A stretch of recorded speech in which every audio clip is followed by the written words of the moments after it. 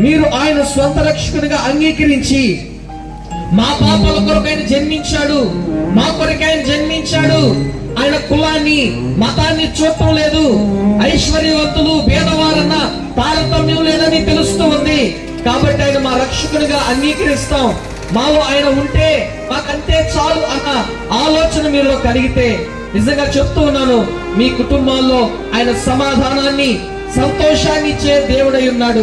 అతి సంతోషము సమాధానము మీరు పొందుకున్నట్లుగా మీ కొరకు నేను ప్రార్థన చేయబోతున్నాను. మీరు విశ్వసించి ఈ మాటలు మీరు నమ్మినట్లయితే, ఇదిగో ఈ శుభవార్త ద్వారా ఈ కుటుంబంలో సంతోషం కలుగుతుంది.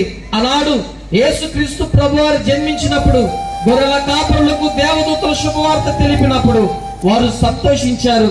అయితే ఈ రాత్రి మీకు కూడా ఈ శుభవార్తమానము తెలుపుతున్నాం. ప్రార్థన చేసుకున్నాను. కళ్ళ వచ్చి కళ్ళ మూసుకున్నట్లయితే, పరిశుద్ధమైన దేవా, ప్రేమ కలిగిన తండ్రి యేసయ్యా, మీకు స్తోత్రాలు. ఈ రాత్రి కాల సమయంలో ఈ రాజుపాలెం సెంటర్ లో చేరి నీ శుభవార్తమానము తెలుపుటకు మీరిచ్చిన ధన్యతను బట్టి, గొప్ప ఆధిక్యతను బట్టి మీకు స్తోత్రాలు.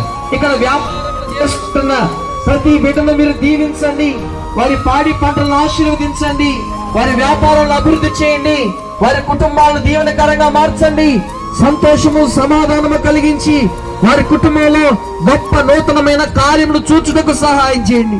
ప్రత్యేకించి ఈ మాటల ద్వారా ఒకరైనా మిమ్మల్ని తెలుసుకుంటకై, మిమ్మల్ని విశ్వసించుటకై కృపను దయచేసి, మా జీవితాల్లో ఎలాంటి వెలుగునైతే మీరు కలిగించారో, ఎలాంటి ఆనందము కలిగించారో, అలాంటి ఆశీర్వాదము ఇక్కడున్న ప్రజలందరికీ కూడా అనుగ్రహించి సహాయం చేసి వారి కుటుంబాలన్నీ దీవెనకరంగా మార్చమని యేసు నామమున ప్రార్థిస్తూ ఉన్నాను తండ్రి.